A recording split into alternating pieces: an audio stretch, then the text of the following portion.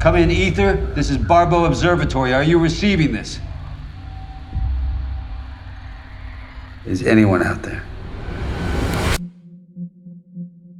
When you want to take on a project to direct it, you're basically saying, I'm going to spend the next 2 years of my life on one project. So if you're going to do that, it has to be something that you're excited about. You would think in our industry, you'd just be inundated with great stories to tell. And the truth is there are very few scripts that really make you jump up and down and say, this film has to be made. So, you know, this was one of those. A brief summary of what the story is about is 5 astronauts who go out into space to find a planet near Jupiter.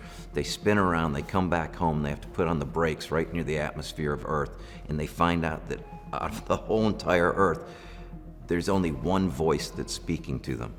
And it's the relationship between that voice, these astronauts, and decisions they have to make due to the circumstances of life, death, family, direction they want to go in, and it becomes very personal and very, very introspective for each character, which makes it a lot of fun. And it's about the interaction between those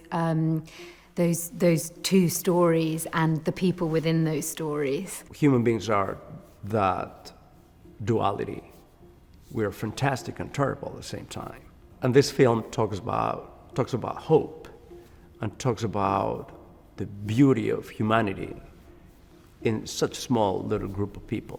The thing that's interesting is these films just a few years ago about space and kind of like the apocalypse or what we're going to do next when we can't live on Earth anymore.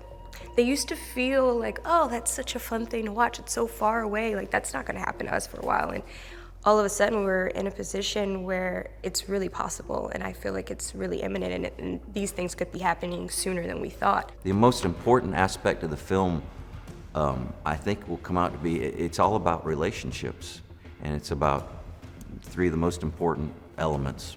It's about family, friends, and home. Hello, this is Barbo Observatory. An outpost child has been What's your name? What's your name? She's an unidentified child. She's 7 or 8. She's alone. Somebody has to come back.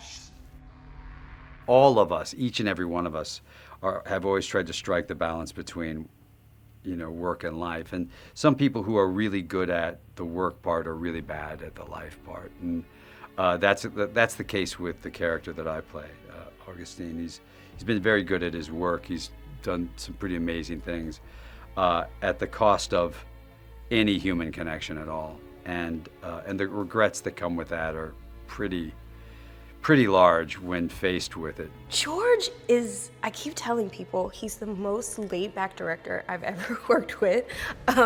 He's exactly what you think George Clooney would be. He's very charismatic, he's hilarious, he has amazing stories.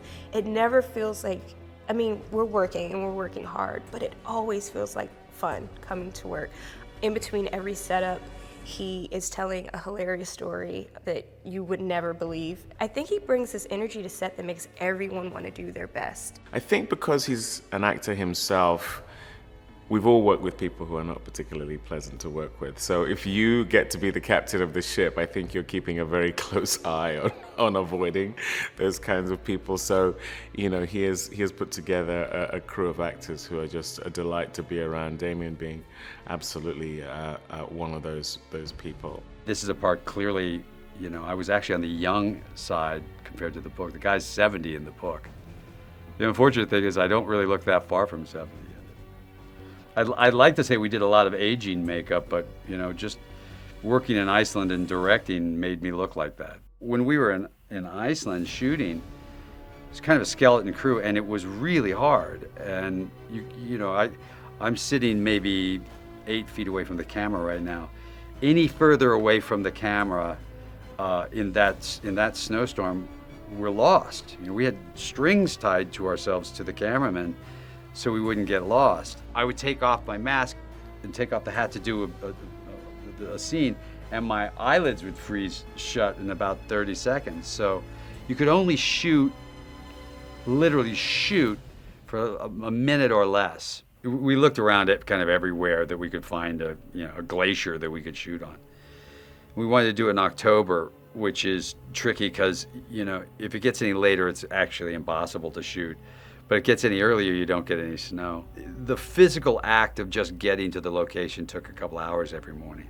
And it was, you know, proper glacier work, you know, where don't step too far off because you actually might step off of a, you know, 1,500-foot cliff because, you know, sometimes the snow would curve over the top and the cliff would be underneath it and you could be standing here and it would all break off. So we had experts around to keep you from doing stupid things. How's the radar look? Might just be knocked loose. We've got some detached wires, but the nose is intact. I'm sorry. Did you say the nose? Everybody's a critic. In order to distinguish a film, I think one of the biggest parts of that has to be the production design. And because our film is set in the future, in the near future, but still in the future, the tricky thing is always to make it feel both like the future, but not so futuristic that it's alienating and feels like when you actually get to that future, because I think ours is 30 years in the future. You know, there's a real chance that people will still be watching this film in 30 years' time. You don't want it to be that film where people go, oh gosh, they got that so wrong. No, I don't think about what people 35 years from now are going to think about our projections into the future, because if we make the movie properly, we tell the real story, and the real story is a father relating to his daughter. Visually, the thing that can make it arresting and engaging is by saying, but they could be sailing around in a spaceship that looks sort of like this. And if the design of the spaceship makes sense, then people are going to be engaged. Why does that look that way? Well, that doesn't work, or this works, or that's sort of interesting, and I've never seen that before. And in that sense, the design asks questions that are really important questions to be asked, especially within the context of the story. We have the base floor of the operations side of the baton. And what you can see here very clearly is the fabric, which is the innermost part of the airbag. The fabric here, which is the innermost part of the airbag, and then the endoskeleton, which is part of the larger skeleton that supports the floors, up first, second, third floors, and also helps adjust the floors as people shift their mass along the floor and make sure that it sort of takes the centrifugal force of this displaced mass and keeps it consistent for navigation. You can see on the endoskeleton some of the little bits of hardware that help keep the whole thing sort of shifting. In an odd way, you know, while it is possibly a viable technique for creating a space like this that's necessary for long-term space flight, the one thing that's sort of interesting about it is it's very evocative of like a clipper ship. And these are sails and this is the rigging. It's sort of a deep space clipper ship. The inspiration for a lot of this comes from sort of nascent science and engineering that's going on right now in the field of topological optimization as well as inflatable habitats. You know, we're just at the very beginning of that technology, and it looks very promising. I don't know if it'll be something that goes on to become a big thing, but it seemed to me like it's a good idea. Let's explore that and make that sort of the basis of this particular spaceship and see if it works. And it certainly gives us a unique look, but it also is something I think that explores a potential solution to the problem of artificial gravity as well as low-cost environments for long-term transportation in space. It's fascinating to read something and then see how it's been realized, and there's just there's a wonderful sense of the future, but still it has a reality to it, and I think that's the happy place that you want to be in. But it has been extraordinary. I mean, just going up into space is pretty cool. It's pretty cool. And then looking back at some of the shots and just seeing the extraordinary lighting and there's something really spectacular about the aesthetic of this film. This is the latest technology on rear projection. The screens are actually fairly cutting edge in the sense that they're very dense pixel density, so the resolution's incredibly sharp. But a screen is just a screen. The technology here is the fact that we've created a CG environment that lives inside a gaming engine that can be processed in real time and tracked to the camera on set. It's tracked to the camera on set using mocap technology. So the whole screen doesn't move, which would be rather disconcerting. It would be like being on a tube train pulling out of a station, all the lights would move. Only the section of the screen that can be seen by the camera moves. The rest of it remains lock solid at a lower resolution so that it can continue to light the set. Right now here we have almost 20 tons worth of screens, counting this screen that goes for 140 feet in that direction, 20 feet high, and then a smaller section in front of the control room for the control room window. Each monitor here has its own CPU unit, which are these modules here.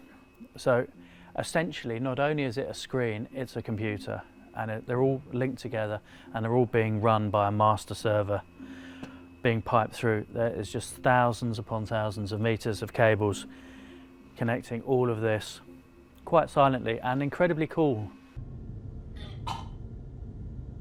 You need help? Thanks. That's just wrong. In order to simulate being in zero G, we are in harnesses, on ropes.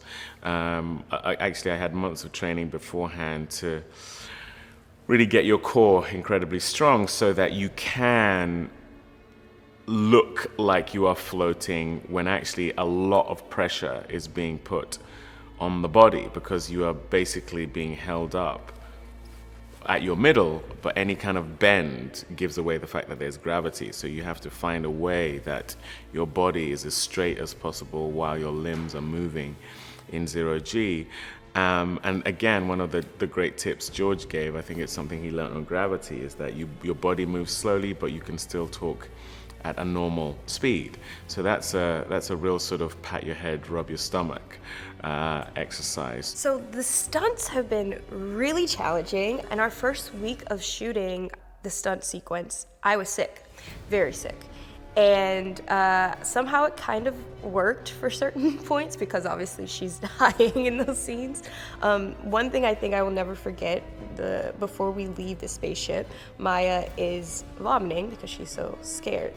And I literally was congested and running nose, and I'm upside down on a wire pretending to vomit into a plastic bag. And I'm thinking, yeah, I'm probably gonna actually do this at some point. Like, I might hand David a bag full of something. It was fun, it was difficult, especially being hanging there after eating. I didn't know you can't eat the way I eat when you're gonna be hanging, like that. It's definitely been an experience dealing with spacesuits and pretending you're in zero gravity.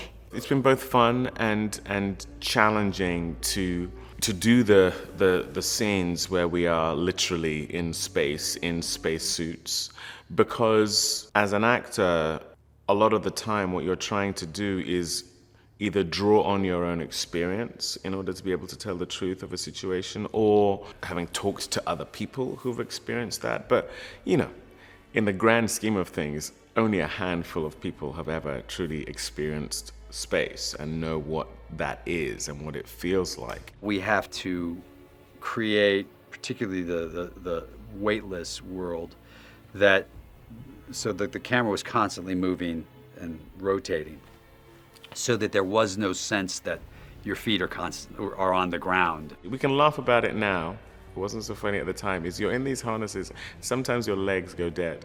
And I the other day, and I think Tiffany Boone had this as well, your legs get so numb, they put you back down on the ground, and you can't tell that you're back on the ground. So you just collapse in a heap, which is fun for everyone else but you. I think the most important thing is to understand that I think it's a really hopeful film at the end, because I feel as if it's a film that's asking a lot of questions of all of us, and at some point saying we're gonna be okay. the beauty of this script, coming from a beautiful novel as well, I think this adaptation is fantastic. It's so well made. I think this is a film for everybody, not only for action, freaks and for, audiences that love action and love science fiction and love. This is everything and more than that. This is high quality drama. I hope it has the effect that it was always designed to do, which is to say, that these connections that we take for granted are really, really important.